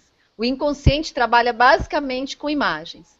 Então, eu sempre acrescento, gente, não adianta só ter o pensamento positivo ou palavras positivas. O que é importante é a imagem que essas palavras vão formar. Esse pensamento, que imagem ele vai formar? E agora também, né, a gente está falando muito da ressonância, porque tudo agora está se confirmando através das ressonâncias, porque quando eu formo uma imagem, é o mesmo poder da meditação. Quando eu penso que eu estou caminhando à beira-mar, eu tenho o mesmo efeito no meu corpo como se eu estivesse caminhando. Porque quando você vai fazer uma ressonância, a parte do cérebro que é ativada quando você está de fato caminhando à beira-mar é a mesma parte ativada quando você está só apenas pensando que está caminhando à beira-mar. Então, por isso que tem tanto efeito uma imagem diante para a nossa vida. Então, o que quer que você queira conseguir, a gente estava falando de a pessoa que quer emagrecer, visualizar uma imagem, geralmente a gente orienta, pega, por exemplo, uma foto de como você era e visualiza essa imagem. Você quer se sentir, claro que como eles estavam falando, não é só você visualizar, né? Tem todo um trabalho de comprometimento aí com o processo. Mas facilita muito, porque uma pessoa que está fazendo todo um trabalho e tem pensamentos negativos, imagens recorrentes, só de catástrofes, de desastres, de acidentes, dificilmente ela vai melhorar. Então, é sempre importante lembrar que as imagens que são formadas na nossa mente é o que vai determinar o que nós vamos alcançar. Rose, Legal. Oi. Rose, só confirmando mais ainda, tem um estudo fantástico que está publicado no livro do Norman Doidge, do Cérebro que se Transforma, sobre plasticidade neural, né? Eles fizeram um experimento e pegavam 2 grupos de jovens, e aí um desses grupos ia para a academia malhar por 1 hora. E o outro grupo ia para uma sala visualizar que estava malhando sem movimentar nenhum músculo. E ao longo do tempo eles foram mensurando, medindo os músculos para ver o desenvolvimento dos músculos com exercício e só imaginando que você estava fazendo o exercício.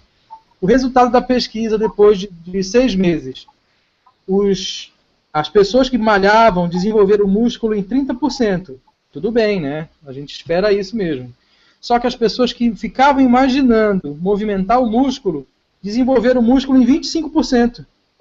A diferença. Bom, quem não gosta de academia, solução encontrada, gente. Olha só, né? Se a gente pudesse. O problema é o tempo, né?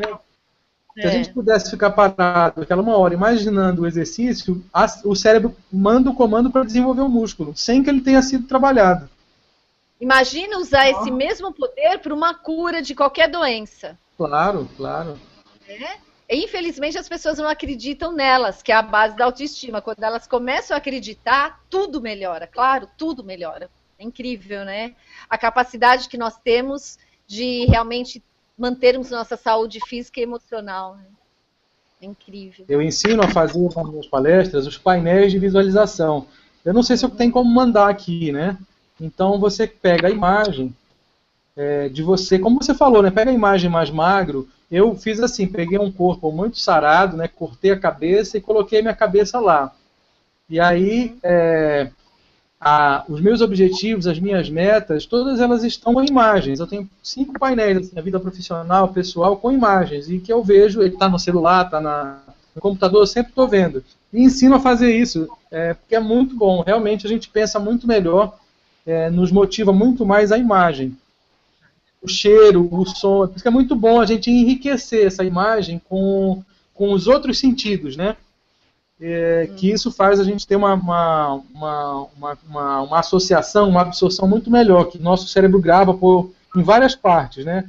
É como se fosse aí eu tenho uma experiência, eu vou a um restaurante novo hoje, aí o sabor eu guardo numa região, a emoção que eu senti eu guardo em outra, a textura da comida eu guardo em outra, e quando eu preciso lembrar daquele evento, eu vou buscando em vários pontos, né? É um sistema muito mais perfeito do que o nosso computador aqui, né? Sim. E grava em vários locais. A nossa contribuição. É incrível. Eu li uma vez que alguns corretores, eu não lembro em que país, quando eles iam vender casa e levavam os possíveis compradores, eles colocavam um forno e um bolo assando. E o cheiro do bolo assando acabava promovendo muito mais que as pessoas comprassem a casa do que sem ele. Né? Acaba ativando, né, a imagem de infância, da mãe fazendo bolo, a avó. É incrível. É fantástico mesmo. O cafezinho também a gente recomenda fazer. No estande de venda, né? Vou deixar ele real. Legal, Karina, gente. Nossa, deixa são ótimas dicas, hein? Vou passar a próxima pergunta para Pami. Pami, tá me ouvindo bem, né? Sim, perfeitamente. A nossa participante pergunta: o que esperar de um homem, já que estou com 54 anos e a cada chance de conhecer alguém diminui as minhas esperanças devido ao modo como eles agem comigo? Tá, perfeito. Bom, eu convido a nossa participante que fez essa pergunta a inverter um pouco a pergunta.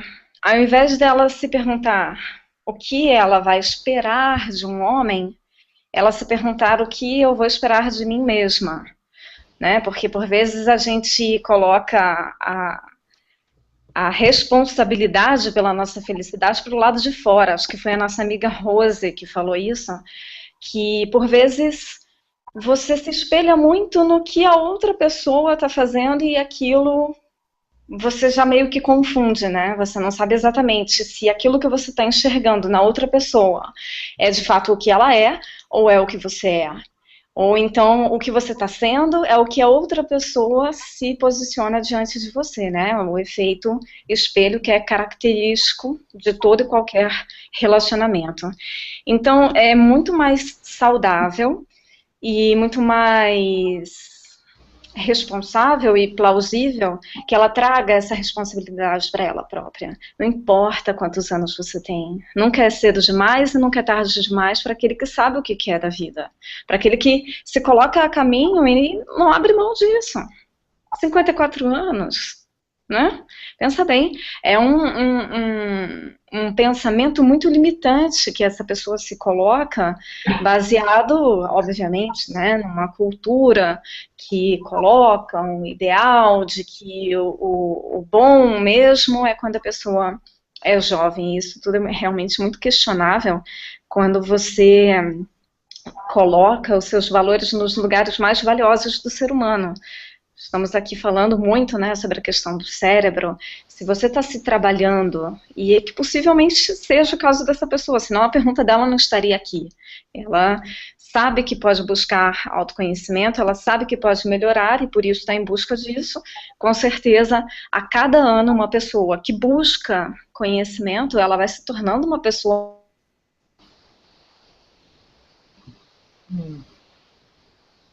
Acho que caiu a internet da Pami.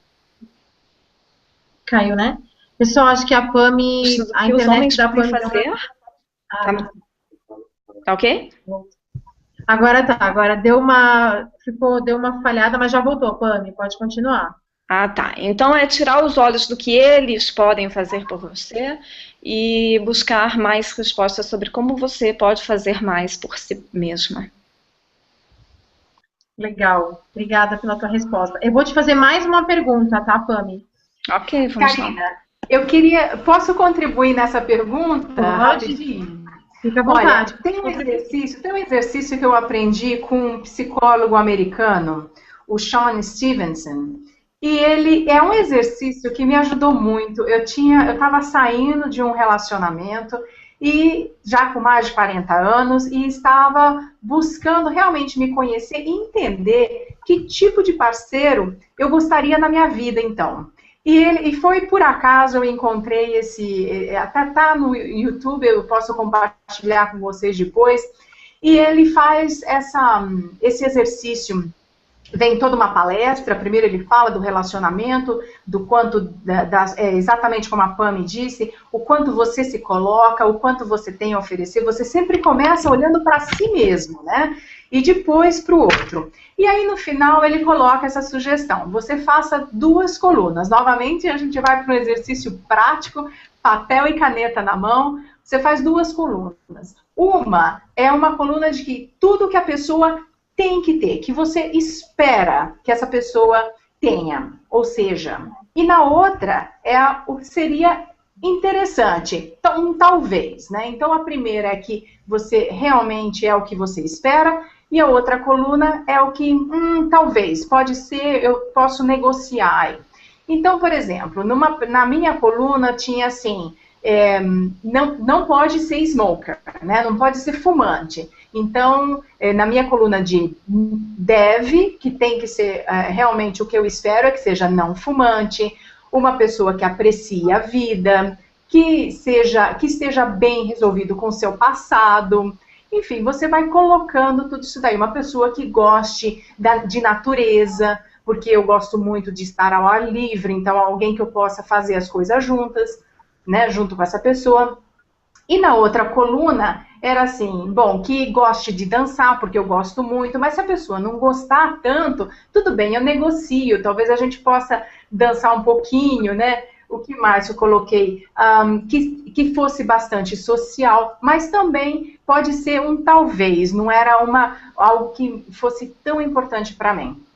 Então, você tem essas duas colunas. E aí vem a parte mais interessante. Depois que você relacionou tudo, você pega essa parte, essa coluna que você colocou, que você espera mesmo que a pessoa tenha, que seja, e você olha para você e faça essas mesmas perguntas.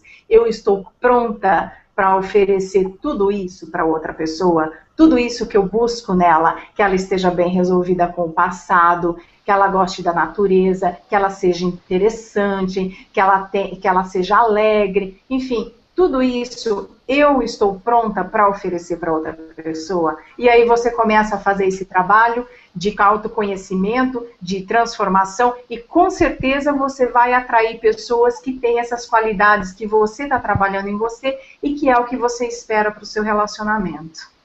Eu posso dizer que aconteceu comigo, então foi muito interessante. Eu pratiquei isso daí e deu certo. Então foi algo bastante prático e que funcionou. E eu ensino para todas as minhas amigas que estão buscando um parceiro que tenha conteúdo, que seja interessante, algo que seja uma relação assim saudável. Então é o que eu ensino para elas. Começa por isso daí e depois olhe para si mesmo se você está pronta para oferecer tudo isso daí. Creuza, eu complemento o que você está falando, porque assim, na verdade, a gente não vê a vida como ela é. A gente vê a vida como nós somos. Por Exatamente. Isso é importante. Quando você colocou no papel e se perguntou, isso é fantástico. Por exemplo, vocês já são mamães? Quem já é mamãe? Eu não sou. Mãe? Eu sou madrasta. Madrasta. Karina, você já é mãe? Não, ainda não. Pami? Não, também não. Madrasta. Rose? Tem uma mamãe? Mas você pode perguntar aí para as mães, para as moças grávidas, se não acontece isso, né? Quando a mulher está grávida, ela vai no shopping, vai no comércio, onde for, começa a ver um monte de gente grávida. Olha, fulano está grávida, parece que é um vírus, né? Exatamente. O número de grávidas, ele é o mesmo. Sempre foi o mesmo. Ele não aumentou quando a pessoa está grávida, né? Quando a moça estava grávida, como ela estava grávida, passou a ser o ponto de vista dela. E aí ela percebia as pessoas. Às vezes ela podia encontrar uma pessoa que estava até um pouco mais gordinha e já achou que estava grávida também. Mas o ponto de vista passou a ser de grávida. A gente vê aquilo que nós somos nos outros. Por isso que quando a pessoa... No início tinha uma telespectadora aí perguntando como é que eu faço para me afastar de pessoas negativas. Será que essa pessoa também não é negativa no dia a dia? Porque a gente acaba vendo nas pessoas aquilo que nós somos. Então, é sempre essa pergunta que a gente se faz. Então, a gente não pode mudar ninguém, a única pessoa que a gente pode mudar é a si mesmo. Se a gente tomar consciência disso, aí mudando a si mesmo eu consigo influenciar as pessoas a mudarem também. Mas é um cuidado que a gente tem que ter. A gente vê nos outros aquilo que nós somos, na verdade, né? Se eu estou bem comigo mesmo, eu vou assistir o jornal lá que metade é notícia boa, metade é notícia ruim, eu só vou ver notícia boa. Se eu olho o mesmo jornal e eu não estou me sentindo bem, eu vou só encontrar motivo ruim, né? Violência. Eu assisti o mesmo jornal, as pessoas assistem o mesmo jornal. Um vai perceber que só tem coisa ruim no mundo e outro vai perceber que só tem coisa boa. Então, a diferença está em como a gente está naquele momento, né? Nós vemos aquilo que nós somos. É verdade. Perfeito. Obrigada, Giovanni, pelo teu esclarecimento. Imagina. Eu vou fazer mais uma pergunta para Pami. Pami, por que é tão difícil esquecer uma traição? Eu digo que perdoei, mas as lembranças amargas nunca me deixam. O participante pergunta. Tá. Bom, então aqui nós estamos tendo uma espécie de uma confusão que ela é muito comum mesmo. As pessoas confundirem perdoar uma traição com esquecer uma traição. Né? Eu costumo dizer que muitas vezes a pessoa ela acaba pensando que quando você perdoa, você cria uma espécie de uma amnésia. Né? Então desenvolve-se na cabeça da população no geral, né, que se você se recorda, é porque você não perdoou. E se você recorda e aquilo traz para você dor, então é porque você não perdoou. E aí vem uma confusão, e eu sei, isso é realmente polêmico, porque vai ter profissionais que vão dizer de outra forma, vão acreditar de outra forma, mas eu gosto de conduzir os meus clientes, os meus alunos, a encarar o perdão muito mais como um exercício, muito mais como uma decisão, algo que você assume, do que como um sentimento. Eu lembro, aquilo não é indiferente para mim, aquilo eu não sinto mais dor, aquilo já não me prejudica mais, então é sinal de que eu perdoei. Eu acho que se a pessoa se encaminhar com esse raciocínio, as chances dela um dia declarar que perdoou ou que está perdoando, que mais importante ainda do que você perdoar no passado, eu perdoei, eu estou perdoando. Porque eu costumo dizer que o perdão é como se fosse uma cebola, né? Tem várias camadas. Você tira aquela primeira camada e, opa, tem outra. Aí você vai tirando as camadas até que você chegue lá no mais fundo daquilo, que vai ser depois de bastante trabalho, né? E também não é uma coisa que acontece do dia para a noite, não é uma coisa que acontece de uma semana para outra, de um mês para o outro. Perdoar uma traição é uma decisão para o resto da sua vida.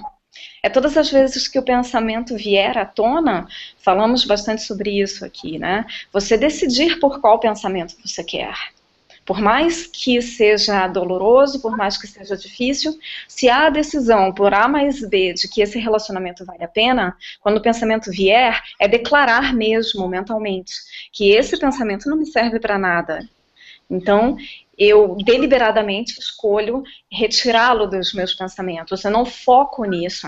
Aí o pensamento volta de novo, né? Porque pensamento ruim, ele é bastante persistente, né? Você fala assim, eu não vou pensar nisso. E é o pensamento que mais fica na sua cabeça. Ele mais volta. E aí, você encarar essa volta do pensamento como algo que te favorece.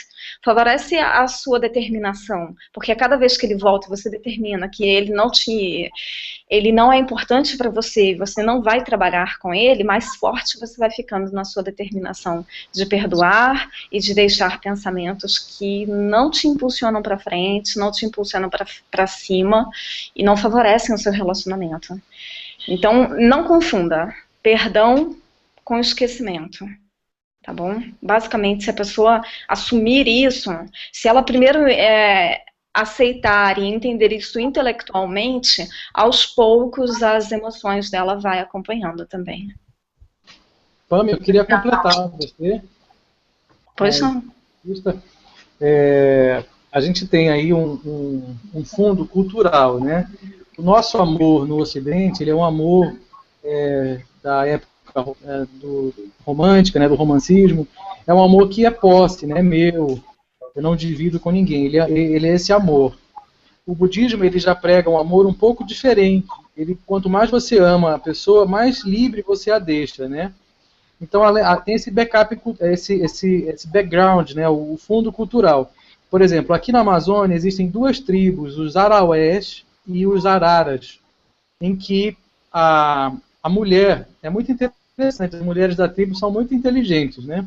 Elas disseram para os maridos que se eles quiserem, para os índios, se eles quiserem ter um filho, homem, ela precisa deitar com vários índios, para que cada um ajude a fazer o menino. E isso, culturalmente, eles aceitam, né? Então, quando se faz atendimento médico nessas tribos, aparecem vários pais. Cada criança lá, menino, tem 10, 20 pais. E para eles é normal. E eu fico imaginando a cena de um índio, né, que tem a sua esposa lá, tenha permitido que outros índios também ajudem a fazer o filho, e no final nasceu uma menina, né? Então eu fico imaginando o que a Índia diz para ele. Acho que ela diz que não foi suficiente ainda, né? Precisariam de mais índios para ajudar. Eu estou brincando um pouco aqui com a história, mas é assim, o perdão ele é uma forma de vida, não só de traição, perdoar de maneira geral. Quando a gente guarda mágoa, é como se a gente tomasse veneno querendo que a outra pessoa morresse, né? Não tem o menor sentido. Guardar mágoa faz muito mal para a gente. Então é assim, voltando um pouquinho à traição, existem algumas diferenças entre homens e mulheres nesse ponto. Por exemplo, o homem, nós trazemos da pré-história aquele chip de que o filho que nascer tem que ser meu. Como é que eu garanto isso? Então o homem tem o homem tem o medo, o pânico de ser traído, né? E a cultura do mundo machista é que não pode ser traído em hipótese nenhuma, é o corno, né? É uma conotação muito negativa. Então é assim, quando há um envolvimento emocional com uma outra pessoa e a mulher dele não chegou a ter um relacionamento sexual, é perdoável muito fácil para o homem. Porque ali ele não vê o grande medo do homem é o envolvimento sexual. O da mulher não. O da mulher a maior preocupação é o envolvimento afetivo. Se aquela traição ela trouxe envolvimento afetivo, não foi só uma vez, você conviveu com aquela pessoa, ou às vezes é muito próxima, né? A traição às vezes ela é muito próxima, é na família, é dentro de casa, entre o círculo de amizade. Quando ela percebe que o marido a traiu com envolvimento emocional, aí isso é uma dor muito grande. Então a traição para o homem ela é muito mais dolorida sexualmente e para a mulher ela é muito mais dolorida emocionalmente, né? De envolvimento. A mulher, de maneira geral, isso aí a gente entende até na nossa biologia, né? O ser humano é um bebê muito dependente. A gente, para chegar à vida adulta, são 18 anos. Uma criança, para ter uma certa independência, ela leva 7 anos, que quando troca a dentição aí para 7 anos. Então, o que acontece? Um cão, um gato, 1 ano ele é adulto. Então, isso, em parte, foi pelo desenvolvimento do nosso cérebro. O nosso cérebro é muito grande, nossos bebês são muito cabeçudos, né? O nosso cérebro é muito grande. E aí fez com que os bebês nascessem de maneira cada vez mais prematura. Então ele precisa de muito tempo, para que aquela família seja unida, um homem e uma mulher, para criar aquela criança ou aquelas crianças. Aí o que a natureza fez? Naturalmente, é uma coisa tão perfeita que você não dá para duvidar da existência de Deus com tantas provas assim, né? Então, o que acontece? Quando um bebê nasce, naturalmente, a testosterona do pai cai para 20% e se mantém em 20% por 7 anos. Então, é como se a natureza blindasse o homem por 7 anos para estar estruturando a família dele, né? Para que essa criança tenha uma certa independência. Aí, com essa biologia nossa, com essa nossa fisiologia, a mulher precisa criar vínculo, né, muito grande com o homem por muito tempo, para que desenvolva essa criança, que nasceu cada vez mais prematura e precisa de muito tempo, muitos anos, para ter uma independência, né? Então é muito forte na mulher ter o envolvimento emocional, até o caminho para o sexo. A mulher, por exemplo, não gosta nem de falar a palavra sexo, né? Amor. O caminho para fazer amor vai pelo envolvimento. O orgasmo feminino ele é muito maior quando há um envolvimento, quando tem um relacionamento por trás, né? O homem já tem a busca de deixar o maior número de descendentes. Ele tem mais testosterona, de 10 a 20 vezes mais do que a mulher. Então, o papel de cada um, claro que hoje a gente não precisa estar correndo dos nossos predadores, o mundo já evoluiu, mas a gente acaba trazendo muito da pré-história no nosso DNA, no nosso chip aí, né, pré-histórico. Então, o perdão, ele é uma forma voltando aqui a tudo, é uma forma de vida, né, você fica mais leve, você não guarda para si, faz mal guardar sentimentos ruins. mas a traição ela tem esse peso muito maior para o homem quando é uma traição sexual e muito maior para a mulher quando tem envolvimento emocional nessa traição. Há um complemento também. Os relacionamentos, eles vão ter conflito. Não tem relacionamento que não tenha conflito. Tem uma expressão da física que chama entropia. Uma engrenagem vai estar movimentando, mas a cada movimento ela está desgastando, até o ponto que ela vai emperrar. Só que os conflitos, quando eles são resolvidos, eles levam o relacionamento para uma profundidade muito maior. Há casais que nunca brigam, e quando brigam, separam. O relacionamento não chegou ao envolvimento mais profundo. Quando os conflitos vêm, na verdade, é uma oportunidade de, resolvendo esses conflitos, esses problemas, a gente melhorar o relacionamento, levar ele para um nível muito mais profundo, né? Então, a nossa contribuição aí, Pami, sobre o assunto. Legal. Muito obrigada, Giovanni. Interessante essa resposta, né? A mulher é muito mais emocional, né? Traição afetiva, e o homem é sexual, né? Isso. Cada um reage de uma forma. Agora a gente vai fazer uma pausa, o Walter vai dar um recadinho para quem está assistindo e a gente já volta para fazer a última pergunta e as considerações finais, tá bom? Perfeito. Olá, pessoal. Boa noite. Boa noite. Bom, eu sou o Walter, né, namorado da Karina. Estamos juntos nessa empreitada do Sinaim. E eu quero falar rapidamente com vocês sobre algumas mensagens que a gente está recebendo, alguns e-mails, sobre como vai funcionar a dinâmica do Sinaim, que vai ser a partir do dia 1/9 até 7/9. A gente gostaria de explicar melhor como que vai funcionar o processo. Como vocês sabem, né, as pessoas que estão inscritas, principalmente, a Karina já explicou em alguns vídeos que vai funcionar da seguinte forma: vai ser 100% online e gratuito na semana, do dia 1/9 ao dia 7/9, tá? E a princípio, as pessoas vêm perguntando para mim sobre algumas coisas. Bom, a primeira pergunta, elas perguntam: eu vou poder assistir depois essas palestras em outro horário, outra ocasião, outra data, né? Sim, a gente está preparando uma área de membro VIP do Sinaim, que vai ser, a partir da próxima semana, abriremos uma oportunidade para adquirir um acesso ouro. Tá? Como que funciona isso? O membro ouro vai ter acesso a todas as palestras que serão transmitidas no Sinaim, tá? E mais dezenas de bônus que a gente vai preparar para vocês. Estamos preparando. Inclusive esses 4 palestrantes que estão na sala agora, eles vão participar também, certo? E vai ser uma coisa bacana. A gente está preparando uma coisa com bastante carinho para vocês. Queremos que vocês mudem realmente a autoestima de vocês, que vocês aumentem a autoestima de vocês.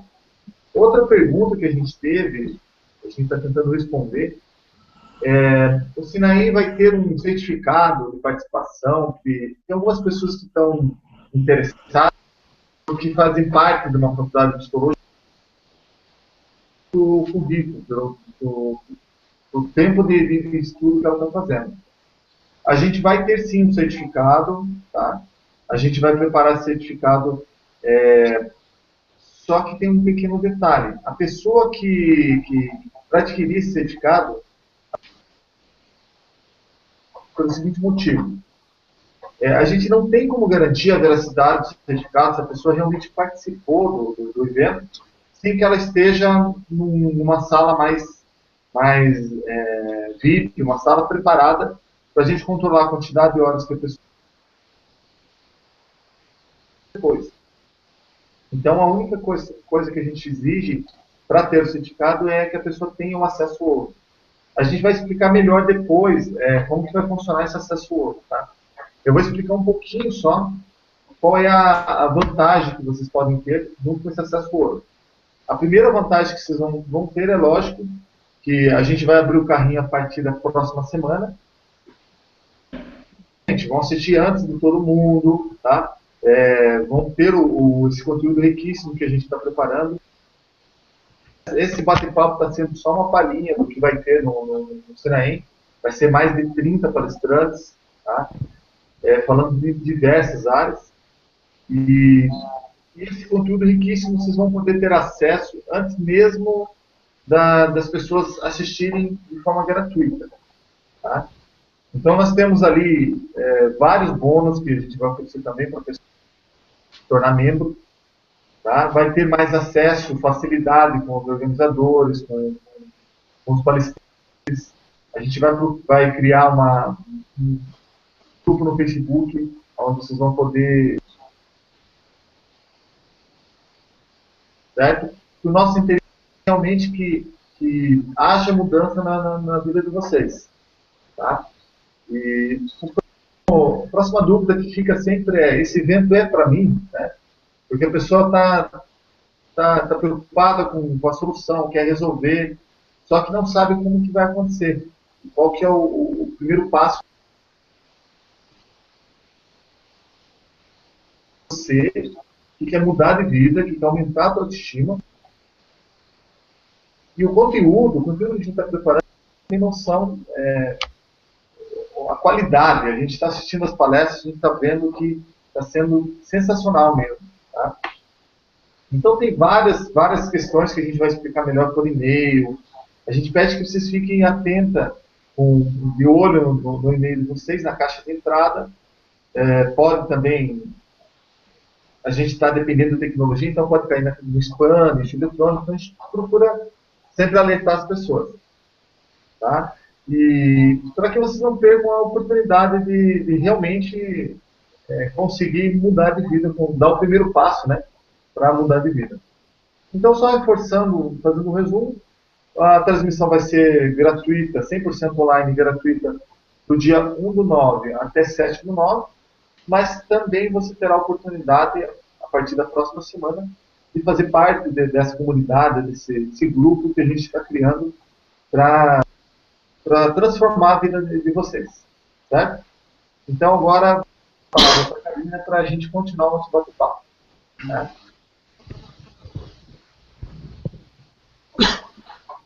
Legal, gente. Então, vamos continuar. Vou fazer a última pergunta para não... Porque a gente já está 1h30, né, fazendo hangout, para não ficar tão tarde para todo mundo aí que está assistindo e para os palestrantes. Eu vou fazer uma pergunta, não vou direcionar para ninguém, gostaria de saber quem que poderia responder, tá? Aí um responde, quem quiser complementa. Como se impor diante de uma idosa que gosta de humilhar as filhas, porém respeitando seus cabelos brancos? Quem poderia responder essa pergunta?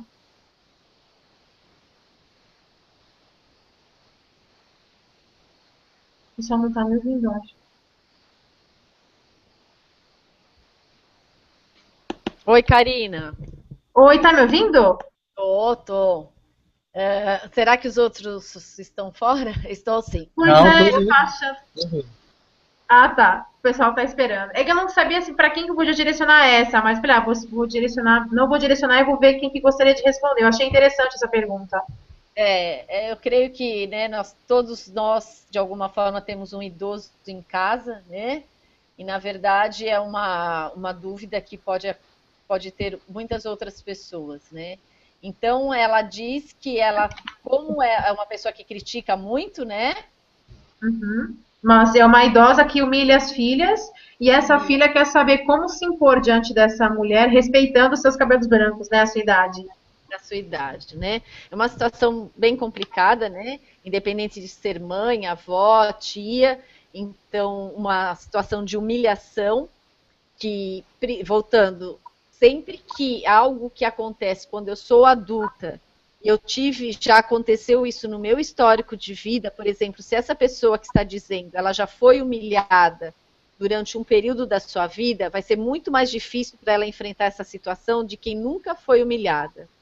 É o mesmo exemplo de uma pessoa que é abandonada de um relacionamento, se sente abandonada, e a reação dela vai ser muito mais dolorosa do que aquela que nunca sofreu um abandono, para quem sofreu um abandono de infância, para quem não sofreu um abandono de infância. Okay? Então, todas as nossas reações, quando adultas, estão muito relacionadas com a nossa história de vida principalmente dos primeiros anos. Então, se eu nunca passei aquilo, eu vou ter uma reação. Se eu já passei aquilo e não trabalhei, eu vou ter outra. Se eu já passei e trabalhei, eu vou ter outra. Então, volta ao que você falou, né? A importância do autoconhecimento. Então, no caso, não sei se ela já passou por humilhação ou não, mas em nenhuma idade humilhação constrói ninguém, é claro. Né?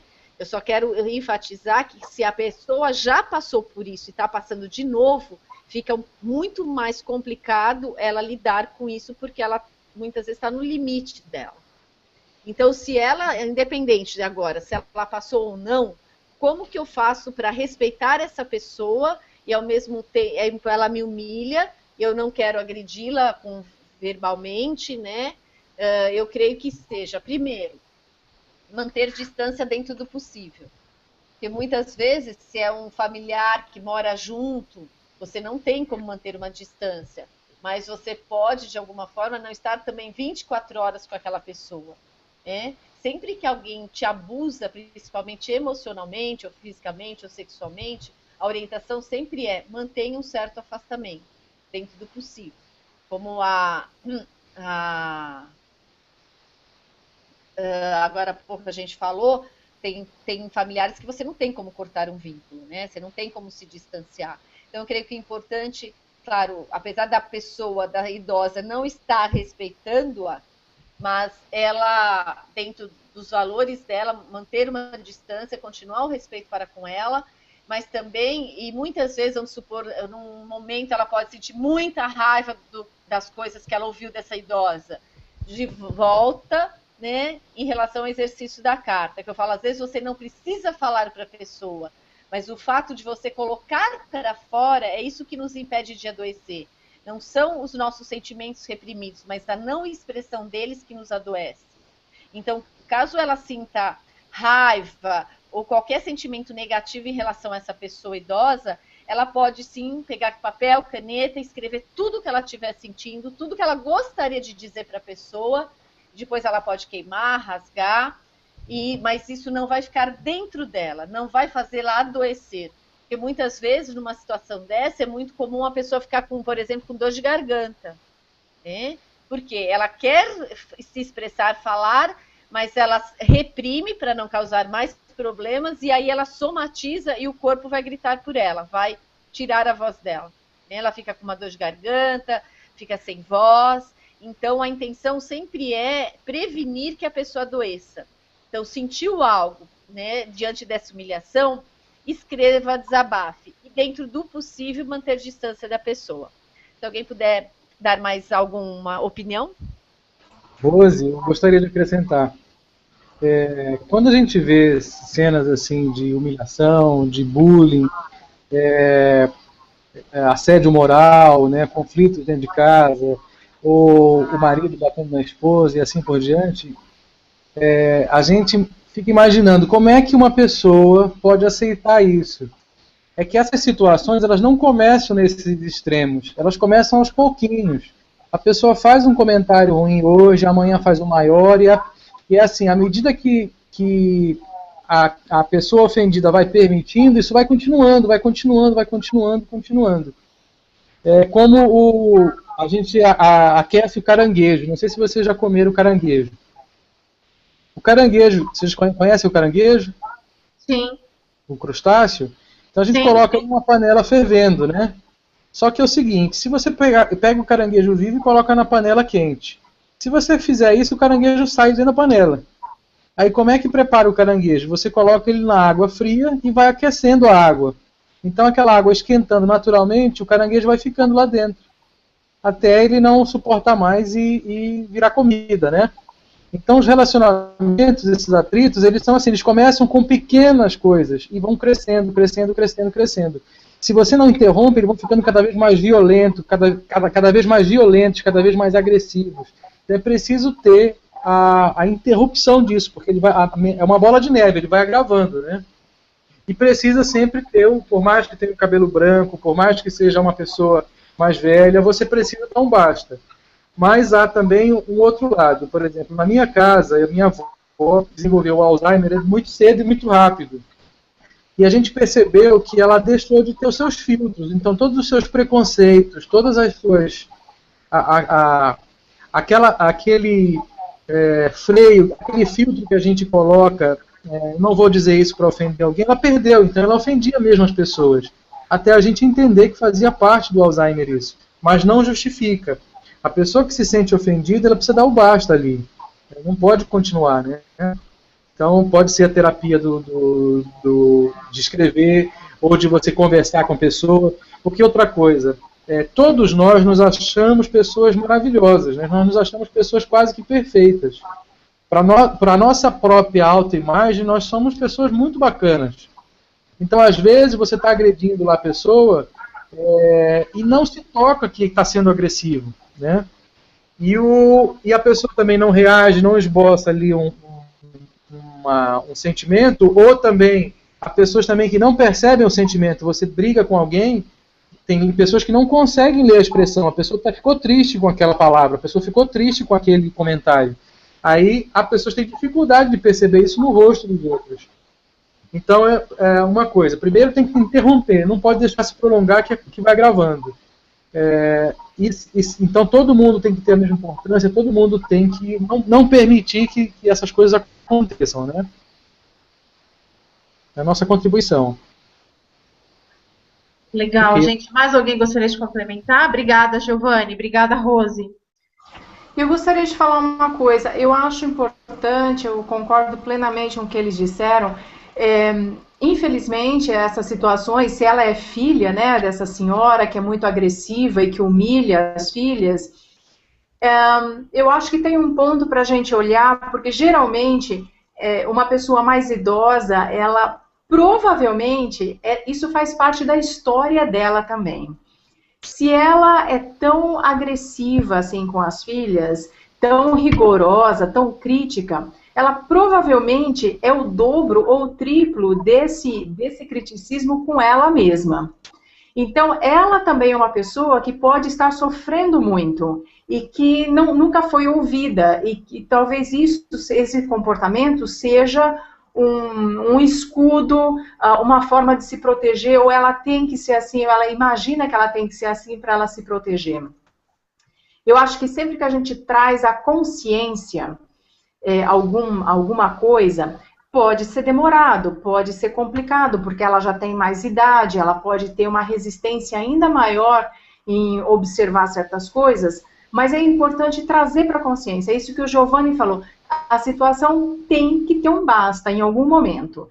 Então, no papel da filha, eu acho que eu trabalharia porque eu imagino que ela se sinta rejeitada, humilhada, trabalharia essa rejeição, uma forma de entender isso daí, também olhar para a história da mãe, o porquê ela é dessa forma, o que a levou a ser dessa forma você vai ter uma condição de ter empatia pela sua mãe, entender um pouco melhor de onde que vem toda essa agressividade e trazer a consciência dela, dizer claramente, você tem ideia do quanto você me machuca com esses comentários?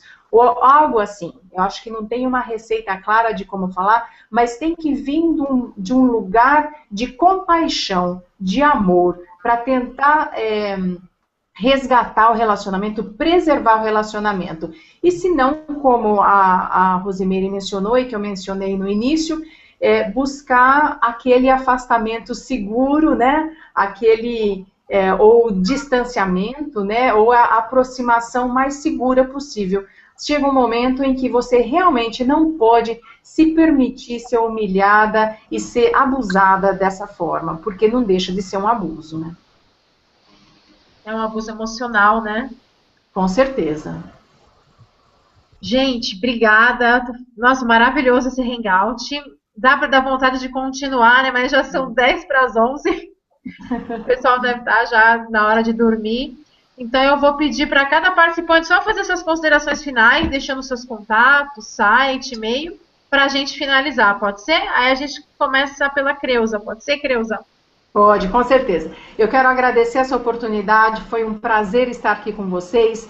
Não percam as palestras do Sinaem, tem muita coisa boa para vocês, esperando por vocês, preparada com muito carinho. São especialistas de todas as áreas que realmente vão ajudar vocês a dar um passo muito grande para conquistas ainda maiores na sua vida pessoal, na sua vida profissional.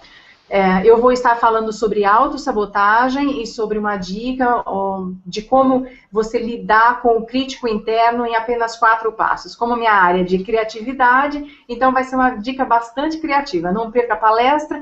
Se você quiser entrar em contato comigo, meu e-mail é creuza@porquevocêmerece.com. Obrigada. Obrigada, Creuza. Muito obrigada mesmo pela tua participação, viu? A gente agradece de coração. Giovanni, você deixa seus contatos, suas considerações finais, por gentileza? Deixo. Eu queria começar agradecendo pelo convite, agradecendo a presença de todos. Quero assistir vocês, meninas todas. Fantástico. A internet permite que a gente compartilhe ideias e a gente não volta mais, a nossa mente se expande e não volta mais a mesma coisa, né? Fantástico, fantástico. São pontos de vista diferentes. Eu já saí daqui, poxa, com um olhar diferente de um monte de coisas, né? Obrigado mesmo. Eu estava fazendo as contas aqui, a Rose me falando que ela é terapeuta há 24 anos, eu olhando para ela, não tem, ela começou com 5 anos a ser terapeuta, né? Por aí. 5 anos de idade. A Creuza tá, olha, parabéns, foi para vocês verem, todo mundo que estão participando, como cuidar da autoestima faz tão bem para vocês, né, meninas? A Creuza, a Pami, a Karina, todas muito bem, bem resolvidas e com uma boa autoestima. Olha, parabéns. Deixa os contatos, você pode me encontrar entrando no Google, escrevendo Giovanni Miléo de qualquer forma, errado, certo, você vai me achar, tem vários contatos lá.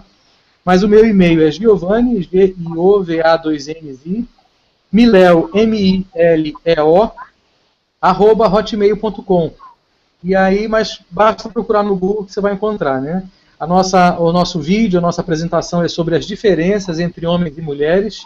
Algumas são até hilárias, né? A gente ri e se vê nessas cenas, mas quando a gente passa a entender as diferenças entre homens e mulheres, muitas delas vindo da pré-história, a gente começa a entender um pouco melhor por que tem tantos conflitos nos relacionamentos, né? Por que a gente fala uma coisa, a esposa entende outra, a esposa fala uma coisa, o marido entende outra. Como os nossos valores são diferentes e como a gente percebe o mundo de maneira diferente. Entender essas diferenças vai fazer nossos relacionamentos melhores e impacta diretamente aí na autoestima dos dois, né?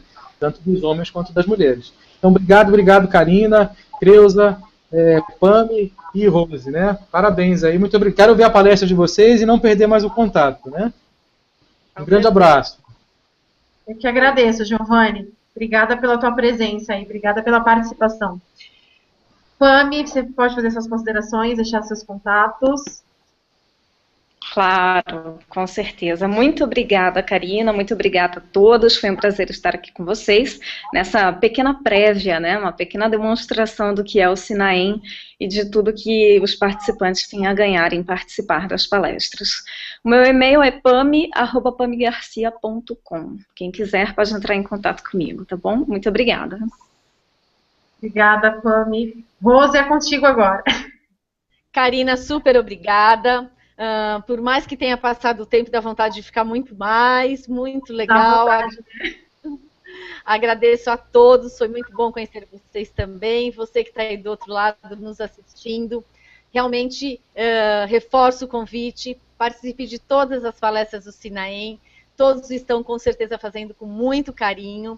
Eu vou estar falando sobre o assunto resgate sua criança ferida, falando sobre todos os abusos emocionais, falando muito sobre os primeiros anos de vida, a importância de realmente acolher a nossa criança ferida e a diferença que isso faz na sua autoestima hoje.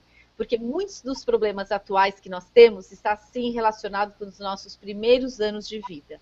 Mas infelizmente muitas vezes não temos essa informação. Então te convido a assistir a minha palestra, de todos os outros participantes, que vocês vão ter muita reflexão para fazer, muita coisa para pensar e muitas ações para colocar agora, né? Nada amanhã nem no ano que vem, agora mesmo. Obrigada a todos, um beijo enorme para todos vocês e obrigada pela sua participação. Gente, eu que agradeço. Obrigada, Rose, obrigada, Pami, Giovanni, Creuza, muito obrigada mesmo pela participação de vocês, pela colaboração, pelas informações enriquecedoras. E agradeço todo mundo aí, toda a galera que participou, ficou firme até agora assistindo o Hangout. Obrigada, gente. Então, fiquem ligados na programação do Sinaem, que acontece do dia 1 até o dia 7 de setembro. E a gente vai passando por vocês, por e-mail, as informações quentinhas sobre o evento, tá? Obrigada, gente. Boa noite, descansem. Então, até o próximo Hangout, tá? Até o próximo. Beijo, gente. Tchau.